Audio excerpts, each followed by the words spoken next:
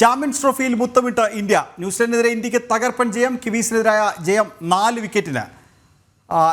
കിവീസിനെ ന്യൂസിലൻഡിനെ തകർത്തുകൊണ്ട് team India തങ്ങളുടെ ഷെൽഫിലേക്ക് ഒരു കിരീടം കൂടി, ഒരു ICC കിരീടം കൂടി എത്തിച്ചിരിക്കുകയാണ്. രോഹിത് ശർമ്മ എന്ന നായകന് കീഴിൽ ടീം ഇന്ത്യ ഒരു കിരീടം കൂടി ചൂടിയിരിക്കുകയാണ്. ഇന്ത്യയുടെ 3ാമത്തെ ചാമ്പ്യൻസ് ട്രോഫി കിരീടമാണ് ഇപ്പോൾ സ്വന്തമാക്കിയിരിക്കുന്നത്. ഒപ്പം തന്നെ ഇന്ത്യൻ ടീമിനെ അഭിനന്ദിച്ച പ്രധാനമന്ത്രി നരേന്ദ്രമോദി ഇപ്പോൾ അദ്ദേഹം പോസ്റ്റ് ചെയ്തിട്ടുണ്ട്. ടീം ഇന്ത്യയുടെ മികച്ച പ്രകടനമെന്ന് പ്രധാനമന്ത്രി പറഞ്ഞു. എന്തായാലും ഇന്ത്യയെ സംബന്ധിച്ച് ഇന്ത്യയുടെ ഷെൽഫിലേക്ക് ഒരു ലോക കിരീടം കൂടി എത്തുകയാണ്. നമ്മൾ കഴിഞ്ഞ കുറച്ച് ദിവസങ്ങളായി പറഞ്ഞ കാര്യമാണ്. അതായത് രോഹിത് ശർമ്മയുടെ അടക്കം ഫോം ആ ഫൈനലിൽ കൃത്യമായി രോഹിത് ശർമ്മ ഫോമിലേക്ക് ഉയർന്നു. രോഹിത് ശർമ്മയുടെ അർദ്ധ സെഞ്ചുറി പ്രകടനത്തിൽ ടീം ഇന്ത്യ ഒരു വിജയം സ്വന്തമാക്കിയിരിക്കുന്നു. 12 വർഷത്തിന് ശേഷം ഒരു ഏകദിനത്തിൽ ഒരു ICC കിരീടം ടീം ഇന്ത്യ ചൂടിയിരിക്കുന്നു. ഒപ്പം തന്നെ തുടർച്ചയായ 2ാം ICC കിരീടം എന്ന് പറയാം. കാരണം 2020 ലോകകപ്പിൽ ഇക്കഴിഞ്ഞ 2024 നടന്ന 2020 ലോകകപ്പിൽ ഇന്ത്യ കിരീടം ചൂടുന്ന കാഴ്ച നമ്മൾ കണ്ടതാണ്. അപ്പോൾ അതിനുശേഷം തൊട്ടു പിന്നാലെ ഇന്ത്യയെ സംബന്ധിച്ച് മറ്റൊരു കിരീടം കൂടി, ഒരു ICC കിരീടം കൂടി ചൂടിയിരിക്കുകയാണ് എന്ന് പറയാം. ബാറ്റിങ്ങിലും ബൗളിങ്ങിലും ഫീൽഡിങ്ങിലും ഒരു ഓൾറൗണ്ട് മികവിൻ്റെ അടിസ്ഥാനത്തിൽ ഇന്ത്യൻ ടീം വിജയം സ്വന്തമാക്കുന്ന കാഴ്ച നമുക്ക് കാണാൻ സാധിച്ചു. രോഹിത് ശർമ്മ എന്ന നായകന് കീഴിൽ കൃത്യമായൊരു വിജയം നമ്മൾ സ്വന്തമാക്കിയെന്ന ഒരു കാഴ്ചയുണ്ട്. പല ചരിത്രങ്ങൾ, പല കണക്കുകൂട്ടലുകൾ ഒക്കെ തെറ്റിച്ചുകൊണ്ട് ടീം ഇന്ത്യ എന്തായാലും കിവീസിനെ തകർത്തുകൊണ്ട്, ന്യൂസിലൻഡിനെ തകർത്തുകൊണ്ട് എന്തായാലും വിജയം സ്വന്തമാക്കിയിരിക്കുകയാണ്. ചാമ്പ്യൻസ് ട്രോഫിയിൽ വീണ്ടും മുത്തമിട്ടിരിക്കുകയാണ് ടീം ഇന്ത്യ. അതായത് സ്റ്റാർ പേസർ ജസ്പ്രീത് ബുംറയുടെ അഭാവത്തിൽ ഇന്ത്യ എങ്ങനെ വിജയിക്കും, ഇന്ത്യ എങ്ങനെ ഈ ഒരു ഫൈനലിലേക്ക് എത്തും, എങ്ങനെ വിജയിക്കും, എങ്ങനെ കിരീടം ചൂടും എന്നടക്കമുള്ള ആശങ്കകളുണ്ടായിരുന്നു. പക്ഷേ ആ ദൗത്യം കൃത്യമായി ഇന്ത്യൻ സ്പിന്നർമാർ ഏറ്റെടുക്കുന്നു. വരുൺ ചക്രവർത്തിയും രവീന്ദ്ര ജഡേജയും അടക്കമുള്ള ഇന്ത്യൻ സ്പിന്നർമാർ, കുൽദീപ് യാദവും അടക്കമുള്ള ഇന്ത്യൻ സ്പിന്നർമാർ അവർ ഈ ഒരു ദൗത്യം ഏറ്റെടുക്കുന്നു. ഇന്ത്യയെ വിജയത്തിലെത്തിക്കാൻ ഈ ഇന്ത്യൻ സ്പിന്നർമാർ തന്നെ മികച്ച പ്രകടനം കാഴ്ചവെക്കുന്ന ഒരു കാഴ്ച നമ്മൾ എന്തായാലും കാണുന്നുണ്ട്. ആരാധകരൊക്കെ വളരെ വലിയ ആവേശത്തിലാണ്. രാജ്യത്തിനകത്തുള്ള ആരാധകർ, ഒപ്പം ദുബായിൽ സ്റ്റേഡിയത്തിന് സമീപമുള്ള ആരാധകർ, അതിൻ്റെ ആഘോഷങ്ങളുടെ ദൃശ്യങ്ങളൊക്കെയാണ് പ്രേക്ഷകർ കണ്ടുകൊണ്ടിരിക്കുന്നത്. എന്തായാലും ഇന്ത്യയെ സംബന്ധിച്ച് ഇന്ത്യ ഒരു 3ാം ചാമ്പ്യൻസ് ട്രോഫി കിരീടത്തിലാണ് മുത്തമിട്ടിരിക്കുന്നത്. 3ാം കിരീടം രോഹിത് ശർമ്മ എന്ന നായകന് കീഴിൽ ഇന്ത്യ ചരിത്രത്തിൽ ആദ്യമായി ഒരു നായകൻ ഒരു ടീമിനെ 4 ICC ഇവൻറ്റുകളിൽ, അതായത് ലോക ടെസ്റ്റ് ചാമ്പ്യൻഷിപ്പിലും ഏകദിന ലോകകപ്പിലും 2020 ലോകകപ്പിലും ചാമ്പ്യൻസ് ട്രോഫിയിലും ഫൈനലിൽ എത്തിക്കുന്ന ആദ്യ നായകൻ എന്ന നേട്ടത്തിൽ കൂടിയാണ് രോഹിത് ശർമ്മ ഇന്ന് ഈ ഒരു ഫൈനൽ മത്സരത്തിൽ ഇറങ്ങിയത്. ആ ഫൈനലിൽ തന്നെ രോഹിത് ശർമ്മ ഒരു കിരീടം ചൂടിയിരിക്കുന്നു. മഹേന്ദ്ര സിംഗ് ധോണിക്ക് ശേഷം 2020ലും ഒക്കെ 2020ലും ചാമ്പ്യൻസ് ട്രോഫിയിലും കിരീടം നേടുന്ന ടീമായി ഇന്ത്യ മാറിയിരിക്കുന്നു. ഇപ്പോൾ BCCI മാച്ച് റഫറിയും ക്രിക്കറ്റ് നിരീക്ഷകനുമായ P. രംഗനാഥൻ നമ്മോടൊപ്പം ചേരുന്നുണ്ട്. ശ്രീ രംഗനാഥൻ, ചാമ്പ്യൻസ് ട്രോഫിയിൽ ഇന്ത്യ മുത്തമിട്ടിരിക്കുകയാണ്. രോഹിത് ശർമ്മ എന്ന നായകൻ തനിക്ക് നേരെ ഉയർന്ന അമ്പുകൾക്ക് കൃത്യമായ മറുപടി, ഒരു കിരീട നേട്ടം, ടീം ഇന്ത്യയുടെ കിരീട നേട്ടത്തിലൂടെ നൽകിയിരിക്കുകയാണ്.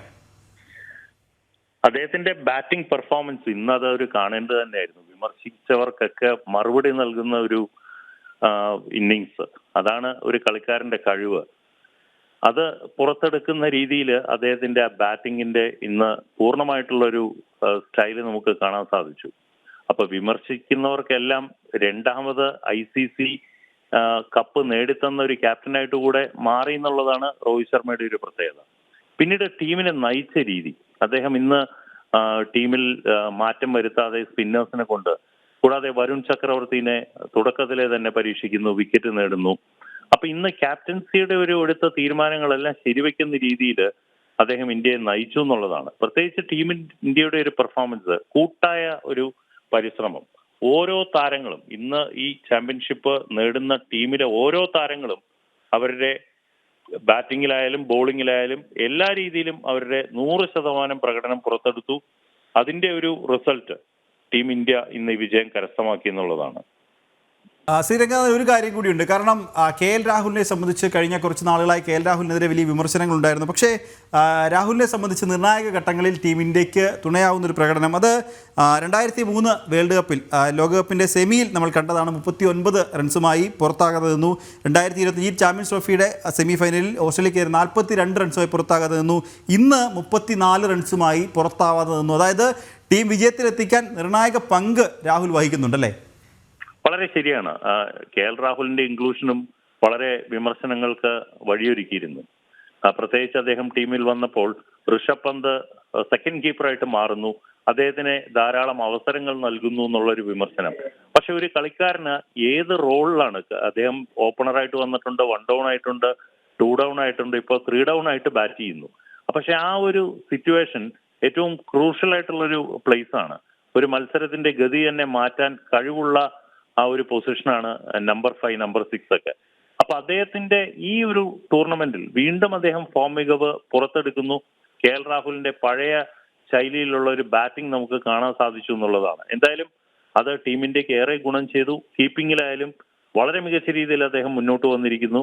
അതുകൂടാതെ അദ്ദേഹത്തിന്റെ ബാറ്റിംഗ് പ്രകടനം എല്ലാ രീതിയിലും, അതാണ് ഞാൻ പറഞ്ഞത്, ശ്രേയസ് അയ്യർ ആയാലും KL രാഹുൽ ആയാലും, കൂടാതെ ടോപ്പ് രോഹിത് ശർമ്മ, കൂടാതെ ശുഭ്മാൻ ഗിൽ, എല്ലാ രീതിയിലും എല്ലാ ബാറ്റർമാരും, കൂടാതെ ബോളിംഗിന്റെ സ്പിന്നേഴ്സിന്റെ റോളായാലും എല്ലാ രീതിയിലും ടീം ഇന്ത്യക്ക് അവരുടെ കൂട്ടായ ഒരു പരിശ്രമ വിജയം. മുഹമ്മദ് ഷമിയെ കുറിച്ചും നമുക്ക് ധാരാളം വിമർശനങ്ങൾ ഉണ്ടായിരുന്നു. പക്ഷെ ഷമ്മിയുടെ ബോളിംഗ് ഈ പരമ്പരയിൽ ഉടനീളം വളരെ മികച്ചതായിരുന്നു. അപ്പൊ എല്ലാ രീതിയിലും ടീം ഇന്ത്യ എന്നുള്ള രീതിയിൽ പെർഫോം ചെയ്ത് വിമർശകർക്കെല്ലാം നല്ല രീതിയിൽ മറുപടി നൽകിയാണ് ക്യാപ്റ്റൻ രോഹിത് ശർമ്മയുടെ പ്രകടനവും. ശ്രീരംഗൻ, ഒരു കാര്യം കൂടി, അതായത് അക്ഷർ പട്ടേൽ എന്ന ആ ഒരു താരം തനിക്ക് ലഭിച്ച റോള് ഗംഭീരമായി നിർവഹിക്കുന്ന ഒരു കാഴ്ചയെ നമുക്ക് ഈ ചാമ്പ്യൻസ് ട്രോഫിയിൽ കാണാൻ സാധിച്ചിട്ടുണ്ടല്ലേ? വളരെ ശരിയാണ്. 3 ലെഫ്റ്റ് ആം സ്പിന്നേഴ്സ്, അതിനും വിമർശനങ്ങൾ ഉണ്ടായിരുന്നു. അപ്പൊ 3 ലെഫ്റ്റ് ആം സ്പിന്നേഴ്സ് എന്തിനാണ് ടീമില്? കുൽദീപ് യാദവ് ആയാലും അക്ഷർ പട്ടേൽ ആയാലും, കൂടാതെ എന്നും പെർഫോം ചെയ്യുന്ന രവീന്ദ്ര ജഡേജ എന്നുള്ള ഓൾറൗണ്ടർ. പക്ഷെ ഇന്ന് അക്ഷർ പട്ടേലിന്റെ റോൾ ഒരു ബാറ്ററായിട്ട് കൂടെ വന്നു എന്നുള്ളതാണ്. ജഡേജയ്ക്ക് ശരിയായ രീതിയിൽ, ജഡേജയിലും നന്നായിട്ട് മികച്ച രീതിയിൽ അദ്ദേഹം ടോപ്പ് ഓർഡറിൽ വരുന്നു, ബാറ്റ് ചെയ്യുന്നു. അപ്പൊ ഇതെല്ലാം നോക്കുമ്പോൾ ഓരോ കളിക്കാരനും, പ്രത്യേകിച്ച് അദ്ദേഹത്തിന്റെ ബോളിംഗ്, അക്ഷർ പട്ടേലിന്റെ ബോളിംഗ് മികവെല്ലാം നമ്മൾ പറയേണ്ടതായിട്ടുണ്ട്. അപ്പൊ ഫൈനലിൽ അദ്ദേഹത്തിന് അധികം ബോളിംഗിൽ പെർഫോം ചെയ്യാൻ സാധിച്ചില്ലെങ്കിലും ബാറ്റിംഗിൽ അദ്ദേഹത്തിന്റെ ആ ഒരു ഇന്നിങ്സും വളരെ ക്രൂഷ്യൽ ആയിട്ടുള്ള ഒരു റോളായിരുന്നു.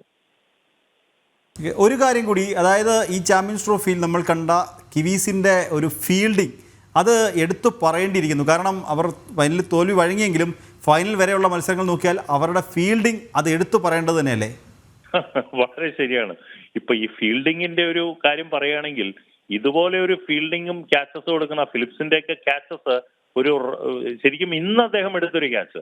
അപ്പൊ ഇതെല്ലാം നമ്മുടെ മുന്നിൽ ഇങ്ങനെ വന്നുകൊണ്ടേയിരിക്കുകയാണ്. കാരണം ഔട്ട്സ്റ്റാൻഡിംഗ് ആയിട്ടാണ് അവർ ഫീൽഡ് ചെയ്യുന്നതും അവരുടെ പ്രകടനവും. അതെല്ലാം ശരിക്കും ന്യൂസിലാൻഡ് ടീമിനെ കുറിച്ച് നമുക്ക് അത്ര വലിയ ഒരു മികച്ച പെർഫോം ചെയ്യാത്ത താരങ്ങൾ എന്നൊക്കെ പറയുന്നുണ്ടെങ്കിലും അവര് ഫൈനലിലും നന്നായിട്ട് ഫൈറ്റ് ചെയ്തു എന്ന് വേണം പറയാനായിട്ട്. 49 ഓവർ വരെ മത്സരം കൊണ്ടുപോയി. ഇത്ര ഒരു ചെറിയ ടോട്ടലാണെങ്കിലും അവർക്ക് നല്ല രീതിയിൽ ഫൈറ്റ് ചെയ്യാനായിട്ട് അവർക്ക് സാധിച്ചു എന്നുള്ളതാണ് അവരുടെ ടീമിന്റെ ഒരു പ്രത്യേകത. ഫീൽഡിങ്ങിൽ വളരെ ഔട്ട്സ്റ്റാൻഡിംഗ് ആയിട്ട് ഏത് ടീമിനെ നോക്കുകയാണെങ്കിലും ഏറെ മുന്നിലാണ് ന്യൂസിലാൻഡിന്റെ ഫീൽഡിംഗ്. വളരെയധികം നന്ദി ശ്രീരംഗനാഥൻ. എന്തായാലും ചാമ്പ്യൻസ് ട്രോഫിയിൽ ടീം ഇന്ത്യ മുത്തമിട്ടിരിക്കുകയാണ്.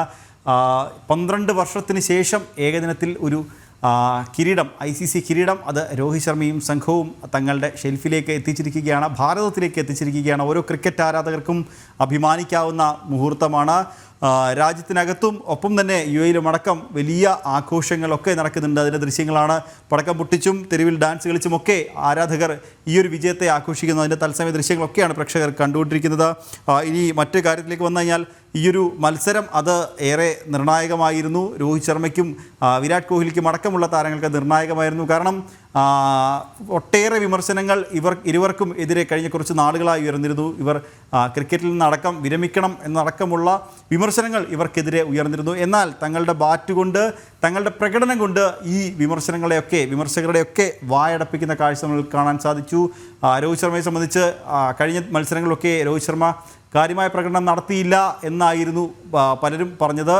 എന്നാൽ കൃത്യമായി ഫൈനലിൽ ടീമിൻ്റെ ടോപ്പ് സ്കോററായി ടീമിനെ നയിക്കുന്ന കാഴ്ച നമ്മൾ കണ്ടു. ഒപ്പം ശ്രേയസ് അയ്യർ എന്ന താരത്തിൻ്റെ പ്രകടനം, കാരണം ആ ഒരു അദ്ദേഹത്തെ ഏൽപ്പിച്ച 4-ാം നമ്പർ പൊസിഷൻ, അത് കൃത്യമായി ആ ദൗത്യം ഈ ചാമ്പ്യൻസ് ട്രോഫിയിൽ ഉടനീളം പുറത്തെടുക്കുന്ന കാഴ്ച. എല്ലാ മത്സരങ്ങളിലും ടീം ഇന്ത്യയുടെ വിജയത്തിൽ നിർണായക പ്രകടനം കാഴ്ചവെച്ചൊരു താരം കൂടിയാണ് ശ്രേയസ് അയ്യർ. ഒപ്പം അക്ഷർ പട്ടേൽ എന്ന താരം തനിക്ക് ലഭിച്ച റോൾ ഭംഗിയായി നിർവഹിച്ച ഒരു താരമാണ് അക്ഷർ പട്ടേൽ. കാരണം അദ്ദേഹം ഒരു സ്പിന്നർ ഓൾറൗണ്ടർ ആയിരുന്ന അക്ഷർ പട്ടേൽ ഒരു ബാറ്റിംഗ് ഓർഡറിൽ അദ്ദേഹത്തിന് കിട്ടിയ സ്ഥാനക്കയറ്റം അത് കൃത്യമായി വിനിയോഗിക്കുന്നു.